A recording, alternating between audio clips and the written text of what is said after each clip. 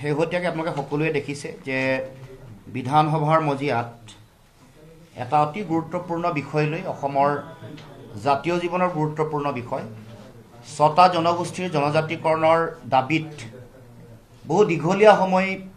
ছটা জনগোষ্ঠীৰ অন্তৰ্গত বিভিন্ন দল সংগঠন আৰু সাধাৰণ ৰাইজে বিভিন্ন সংগ্ৰামত তেওঁলোকে লিপ্ত হৈ আছিল। ৰাজপথৰ সংগ্ৰাম, তাৰ লগে লগে কেন্দ্ৰীয় মন্ত্ৰণালয়ৰ লগত যোগাযোগ কৰা বা দেশৰ প্ৰধানমন্ত্ৰী বিভাগীয় মন্ত্ৰীক স্মাৰক পত্ৰ প্ৰদানৰ যোগেদি ছটা জনগোষ্ঠীৰ জনজাতিকৰণৰ এই বিষয়টোক লৈ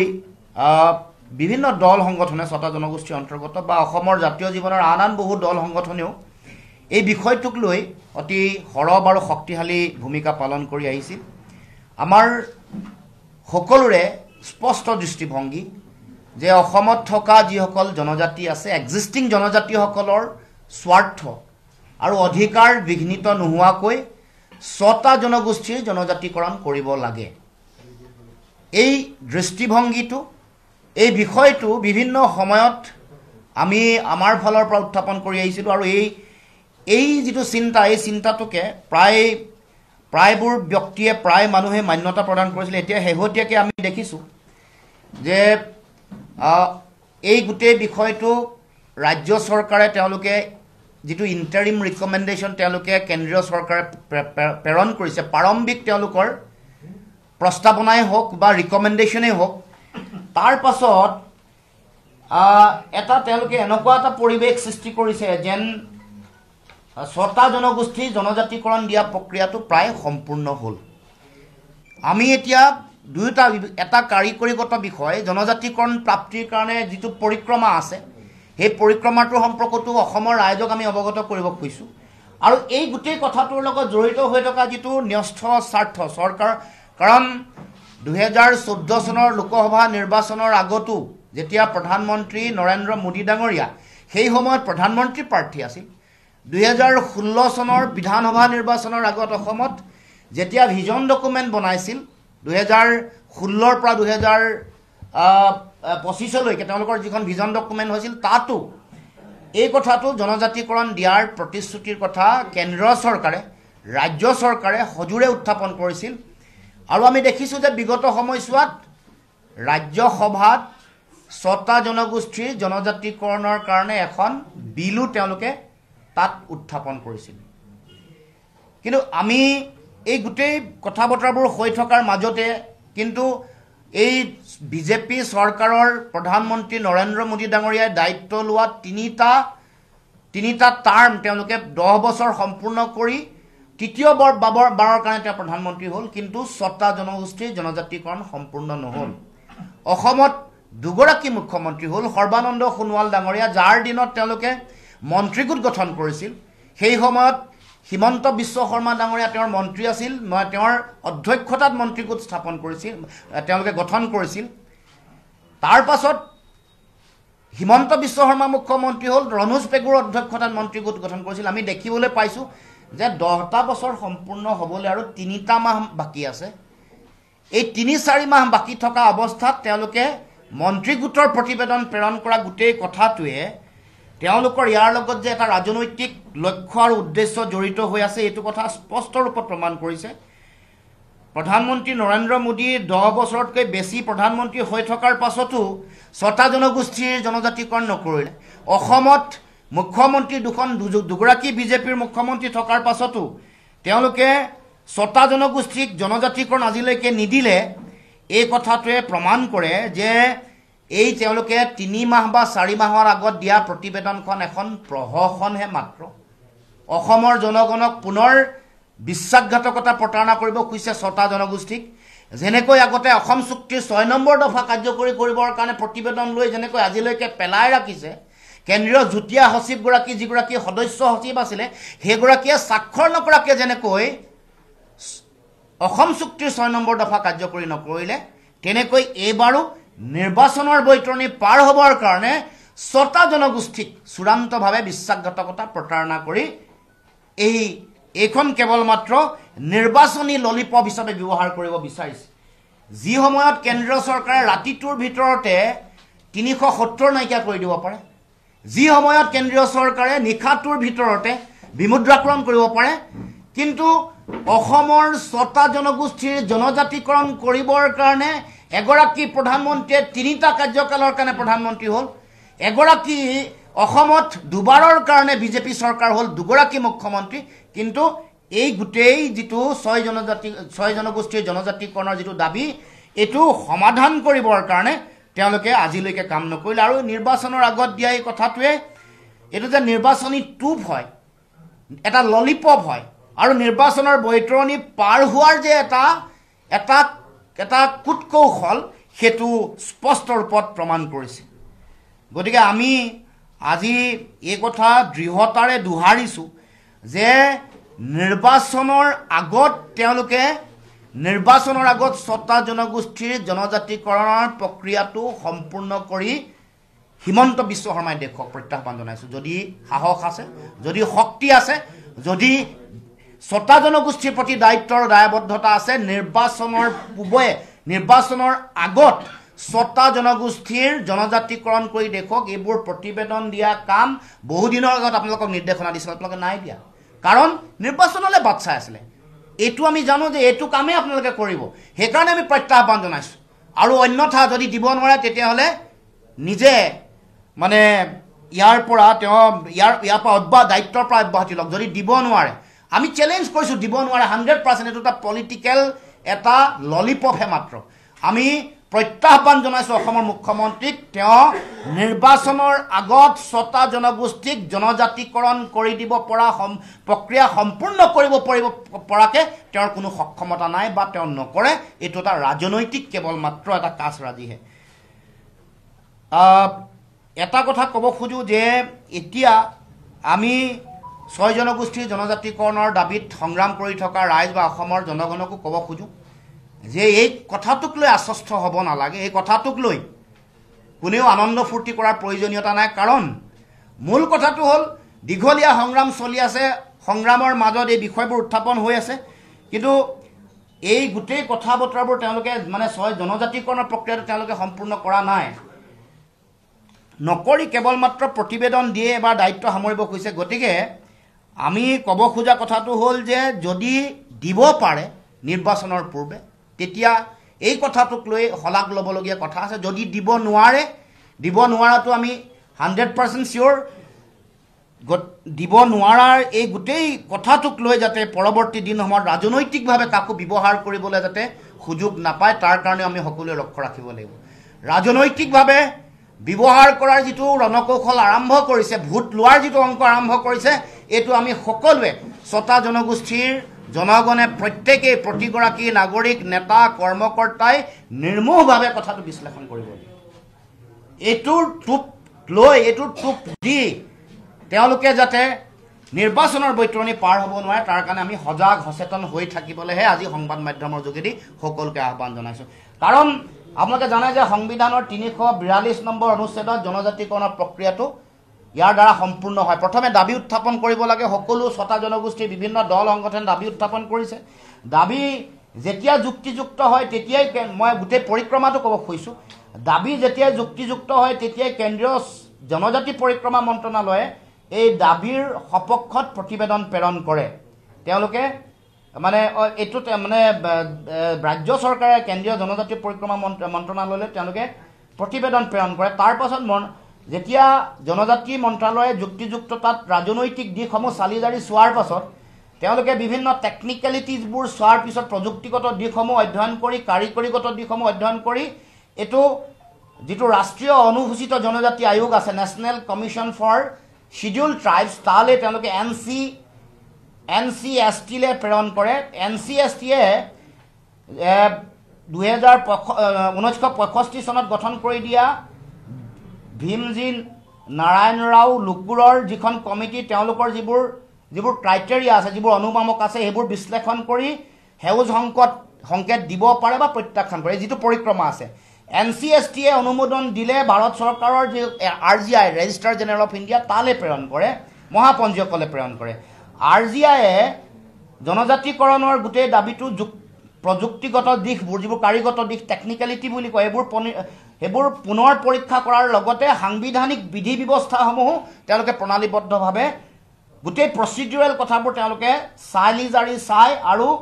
এইটো মানি যদি পৰীক্ষা তেওঁলোকে অনুমোদন দিব পাৰি বুলি ভাবে তেওঁলোকে অনুমোদন দিয়ে নতুবা প্ৰত্যাখ্যান কৰে। RGI যেতিয়া অনুমোদন দিয়াৰ পাছত জনজাতি পৰিক্ৰমা মন্ত্ৰণালয়ে গোটেই বিষয়টো কেন্দ্ৰীয় গৃহ,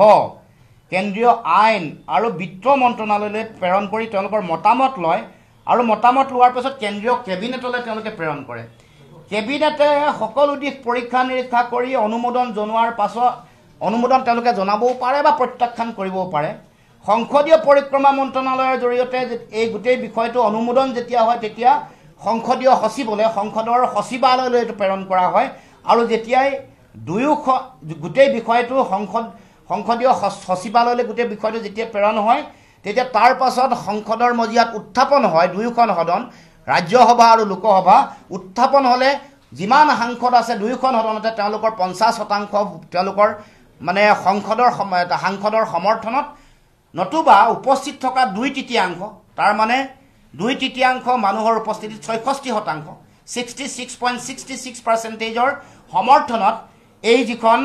এখন বিল গৃহীত হয় আৰু গৃহীত হোৱাৰ পাছত তেওঁলোকে চূড়ান্ত অনুমোদনৰ বাবে ৰাষ্ট্ৰপতিলৈ প্ৰেৰণ কৰে আৰু ৰাষ্ট্ৰপতিয়ে অনুমোদন জনালে এখন গেজেট নটিফিকেশ্যন হয়। এইটো হ'ল পৰিক্ৰমা। এই গোটেই পৰিক্ৰমাটো সম্পৰ্কত অসমৰ জনগণক জানিবৰ কাৰণে গোটেই কথাটো আমি উল্লেখ কৰিছোঁ। এতিয়া কথাটো হ'ল যে এই বিলখন 6টা বছৰ আগতে ৰাজ্যসভাত লে কৰিছিল, 6টা বছৰ পৰি থাকিল, আজিলৈকে একো নকৰিলে। তাৰ আগৰ পৰিক্ৰমা কৰিব খুজিছোঁ। তাৰ আগত কি কৰিছিলে কংগ্ৰেছ চৰকাৰ যেতিয়া আছিল এখন তেওঁলোকৰ যিখন বিলৰ কপি 2019 চনৰ যিখন বিল আছিলে এইখন the constitution schedule tribes order amendment bill 2019 এইখন বিল তেওঁলোকে লে কৰিছে। তাৰমানে আমি ধৰি লৈছোঁ যে মই কোৱা যিমানবোৰ ক্ৰাইটেৰিয়াবোৰ ফুলফিল হৈছে। ক্ৰাইটেৰিয়াবোৰ ফুলফিল নোহোৱাকৈ এখন বিললৈ এই পৰ্যায়লৈকে যাব নোৱাৰে। সংসদীয় সচিবলৈ যোৱাৰ পাছত সচিবালয়লৈ যোৱাৰ পাছত এখন বিল যেতিয়া লে হয় সকলো মানে fulfilling all criteria all requisite qualification যেতিয়া তেওঁলোকে কমপ্লিট কৰিব তাৰপিছতহে ইয়ালৈকে যায়। আমি সকলোৱে অসমৰ ৰাইজৰ আগত মই কৈছোঁ যে আমি ধৰি লৈছোঁ যে সকলো ধৰণৰ ইয়াৰ বিষয় গোটেইবোৰ পৰিক্ৰমা তেওঁলোকে সম্পূৰ্ণ কৰিছে। কিন্তু আমি ক'ব খোজা কথাটো এতিয়া যিটো মানুহৰ মাজত গিমিক মানুহৰ মাজত এটা বিভ্ৰান্তি সৃষ্টি কৰিব খুজিছে আগতেও ট্ৰাইবেল জনজাতি পৰিক্ৰমা মন্ত্ৰী যেতিয়া আছিলে জুৱেল ওৰাম তেতিয়া 6টা জনগোষ্ঠীৰ লগত আলোচনা হৈছিলে মন্ত্ৰীৰ পৰ্যায়ত। আলোচনা হওঁতে তেতিয়া তেওঁলোকে তাৰ পৰৱৰ্তী কাৰ্যসূচীসমূহৰ কাৰণে বিষয়বোৰৰ কাৰণে অসমৰ পৰা প্ৰতিবেদন পঠিওৱা কাম, প্ৰতিবেদনৰ লগত যিটো ছ'চিঅ' ইকনমিক যিটো ৰিপৰ্ট থাকিব লাগে সেই ৰিপৰ্ট দিয়াৰ কাৰণে বেকৱাৰ্ডনেছৰ ৰিপৰ্টৰ কাম এইবোৰ সকলো RGI হওক বা নেশ্যনেল কমিশ্যন ফৰ ট্ৰাইবেল এফেয়াৰ্ছৰ হাতত এইবোৰ দিয়া হৈছে। আপোনালোকে সকলোৱে জানে এইবোৰ মানুহ সকলোৰে মাজত আছে। বিশেষকৈ মই দুটামান জনগোষ্ঠী জানো চুতীয়াসকলৰ ছ'চিঅ' ইকনমিক ছাৰ্ভেৰ কাৰণে স্বৰ্ণলতা বৰুৱা বাইদেউ আৰু আমাৰ ডম্বৰুধৰ নাথ ছাৰ আছিলে সেই প্ৰতিবেদন প্ৰস্তুত কৰা।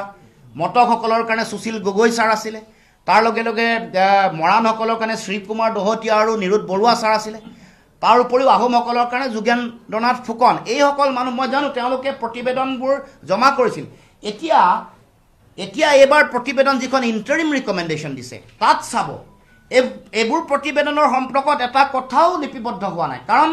যেতিয়া এখন গৈ এই ৰিকমেণ্ডেশ্যনখন গৈ যেতিয়া তাত পাবগৈ তেতিয়া ছ'চিঅ' ইকনমিক যিবোৰ ৰিপৰ্ট সেইবোৰৰ সম্পৰ্কত তেওঁলোকে জানিব বিচাৰিব। যেতিয়া দিব নোৱাৰিব তেতিয়া আকৌ এইটো পিছুৱাই মানে গোটেই পৰিক্ৰমাটো আমি বুজি পাব লাগিব। আগতে এনেকুৱা ধৰণৰ কাম কাজবোৰ হৈছিল। আপোনালোকে ইতিহাস যদি চাই জানিব যে RGIৰ লগত 3বাৰ আগতে দল সংগঠনবোৰৰ আলোচনা হৈছিল। মডেলিটি কমিটি ইয়াত এখন চিংলাৰ মডেলিটি কমিটি এখন আমাৰ যিখন নটিফিকেশ্যন PBI নটিফিকেশ্যনখন এখন PIB নটিফিকেশ্যন ইয়াত চাব চিংলাৰ উদ্যোগত নেতৃত্বত এখন মডেলিটি কমিটি বনাইছিল যিখন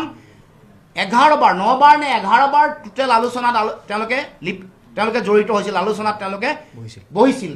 9বাৰ নে 11বাৰ। কিন্তু আচৰিত কথা এই চিংলা মডেলিটি কমিটিখনে এটা আঁচো নামাৰিলে। আচৰিত কথা তাৰমানে আন্তৰিকতাৰ কথা এইখন যিখন মডেলিটি কমিটি বনিছে এখন বিজেপি চৰকাৰ দিনত যিখন মডেলিটি কমিটি গঠন কৰা হৈছে এখন বিজেপি চৰকাৰৰ দিনতে হৈছে কিন্তু আচৰিত কথা 9 বাৰৰ পৰা 11 বাৰ আলোচনাত মিলিত হোৱাৰ পাছত মডেলিটি কমিটিৰ কোনো ধৰণৰ তেওঁলোকৰ এটা আঁচো দিয়া নাই গতিকে এই গোটেই কথা বতৰাবোৰ যদি আপুনি পৰ্যালোচনা কৰি চাই এটা সময়ত ৰিকমেণ্ডেশ্যন ছ'চিঅ' ইকনমিক ৰিকমেণ্ডেশ্যন বেকৱাৰ্ডনেছৰ ৰিকমেণ্ডেশ্যন এইবোৰ সকলো দিয়াৰ পাছতো কিন্তু গোটেই প্ৰক্ৰিয়াটোত কিন্তু কোনো ধৰণে আগ নাবাঢ়িলে কোনো ধৰণৰ তেওঁলোকে দায়িত্ব পালন নকৰিলে গতিকে এতিয়া কথা হ'ল যে এতিয়া বহু কথা উত্থাপন হৈছে যে ৰাষ্ট্ৰীয় প্ৰেক্ষাপটত ট্ৰাইবেল শিডিউল ট্ৰাইবছ কেৱল মাত্ৰ সাংবিধানিকভাৱে শিডিউল ট্ৰাইবছৰ নামতে চিট সংৰক্ষিত হয় অসমত শিডিউল ট্ৰাইবছ হিলছ আৰু প্লেইনছৰ নামত ইয়াত তেওঁলোকে দুটা ভাগত ভাগ কৰি শিডিউল ট্ৰাইবছৰ নামত তেওঁলোকে সংৰক্ষণৰ ব্যৱস্থা ৰাখিছে এতিয়া আহিলে শিডিউল ট্ৰাইবছ ভেলী এই গোটেই কথাটো অহাৰ লগে লগে শিডিউল ট্ৰাইবছ ভেলী যেতিয়াই আহিব অহাৰ লগে লগে এইটো সাংবিধানিকভাৱে বৈধ হ'বনে নহ'ব সংবিধানে এইটো কাম আগতে দুটা ভাগত বিভক্ত হৈছিলে শিডিউল ট্ৰাইবছ ST হিলছ আৰু প্লেইনছ এতিয়া STV আহিলে এইটো সাংবিধানিকভাৱে গোটেই কথাটো হ'বনে নহ'ব আৰু মৌলিক কথা যিখন প্ৰতিবেদন চৰকাৰ গৈছে তাত ৰিজাৰ্ভেশ্যনৰ পলিচিটো কি হ'ব এই যিটো 15% ST ৰিজাৰ্ভেশ্যন আছে তাৰ মাজতে 6টা জনগোষ্ঠীয় ৰিজাৰ্ভেশ্যন STP মৰাণ আৰু মটকসকলক দিছে তেওঁলোকে নিশ্চিতভাৱে STP ৰিজাৰ্ভেশ্যনত তেওঁলোক সোমাব বাকী STV ৰিজাৰ্ভেশ্যন পলিচিটো কি হ'ব তেওঁলোকে OBCৰ পৰা তেওঁলোকৰ ৰিজাৰ্ভেশ্যন পলিচিত তেওঁলোকে স্থান পাবনে তেওঁলোকে বেলেগ পাব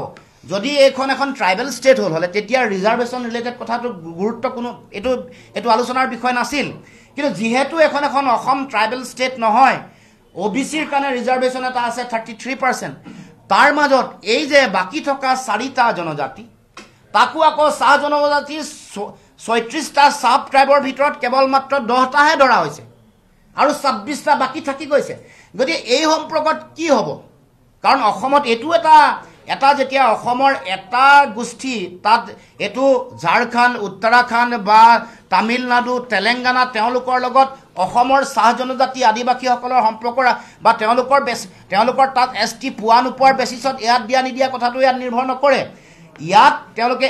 এজে হ'ল চাহ জনজাতি আৰু আদিবাসী হিচাপে তেওঁলোকক ধৰা হৈছে 36টাৰে 26টাক বাদ দিয়া হৈছে 10টাক ধৰিছে এইটো সাংবিধানিকভাৱে বৈধ হ'বনে নহ'ব এই কথা বতৰাবোৰ আলোচনা কৰাৰ প্ৰয়োজনীয়তা আছে সেই কথাবোৰ যেতিয়া ৰিপৰ্টত সন্নিৱিষ্ট নহ'ব তেতিয়া নিশ্চিতভাৱে গোটেই কথা বতৰাবোৰৰ জটিলতা আৰু বাঢ়িব আগত যদি এখন বিল লে কৰি ৰাজ্যসভালৈকে পোৱাৰ পাছত কেৱল মাত্ৰ অনুমোদনৰ কাৰণ ৰাজ্যসভা লোকসভাৰ অধিৱেশন আহি আছে এতিয়া যদি গোটেই কামটো ৰাজ্যসভা লোকসভাত এখন বিল যদি তেওঁলোকে পাৰিত কৰিলে হ'লে তেওঁলোকে এখন যদি পাছ কৰি লৈ গ'ল হ'লে তেতিয়াহ'লে এই ৰিকমেণ্ডেশ্যনৰ কোনো ধৰণৰ জটিলতা ইয়াত টেকনিকেল যিবোৰ কুৱেশ্যন যিবোৰ এৰাই লৈছে এইবোৰৰ কোনো ধৰণৰ ভেলিডিটিয়ে নাথাকিলে হ'লে কিন্তু অসমৰ মুখ্যমন্ত্ৰী হিমন্ত বিশ্ব শৰ্মাই গোটেই বিষয়টোৰ জটিলতা সৃষ্টি কৰি কেৱল মাত্ৰ নিৰ্বাচনৰ কাৰণে কেৱল মাত্ৰ ভোট প্ৰাপ্তিৰ কাৰণে গোটেই কাম কাজবোৰ কৰিছে মই যি কৈছোঁ সমগ্ৰ কথা বতৰাত তথ্যৰ ওপৰত ভিত্তি কৰিছোঁ এটা তথ্য বিভিন্ন ধৰণৰ তেওঁলোকৰ PIB তেওঁলোকে দিয়া বিভিন্ন নটিফিকেশ্যনৰ ওপৰত বেচিছত কৈছোঁ এই গোটেই কথা বতৰাবোৰ আৰু আগৰো বিভিন্ন ধৰণৰ চৰকাৰী আলোচনাৰ আপোনালোকে চাব প্ৰতিবেদন আছে চৰকাৰী আলোচনাৰ মাইনিউট আছে আৰু ছ'চিঅ' ইকনমিক এই যিবোৰ ছাৰ্ভে আছিলে সেইবোৰ সেই সময়তে প্ৰতিবেদনত স্বাক্ষৰ কৰি যিসকলৰ প্ৰতিবেদনৰ দায়িত্ব লৈছে তেওঁলোকে দিয়া সেই সময়ত বিভিন্ন ধৰণৰ ৰিচিপ্ট কপি আছে চৰকাৰৰ ফালৰ পৰা যদিও সেই সম্পৰ্কত কোনো ধৰণৰ কোৱা হোৱা নাই কিন্তু সেইবোৰ গ্ৰহণ কৰিছে গতিকে আমি ক'ব খোজা কথাটো হ'ল যে এইটো কেৱল মাত্ৰ ৰাজনীতি কৰিবৰ কাৰণে তেওঁলোকে চিন্তা চৰ্চা কৰিয়ে এই কামটো কৰিছে গতিকে এতিয়া আমাৰ কথাটো হ'ল যে ST যদি কৰিব খুজিছে 6টা জনগোষ্ঠীক 2026 চনৰ বিধানসভা নিৰ্বাচনৰ আগত এই বিলখন পাছ কৰি দিয়ক এই বিলখন পাছ কৰি কাৰণ বিধানসভা লোকসভা আৰু ৰাজ্যসভাৰ অধিৱেশন অহা 1 তাৰিখৰ পৰা হ'ব অহা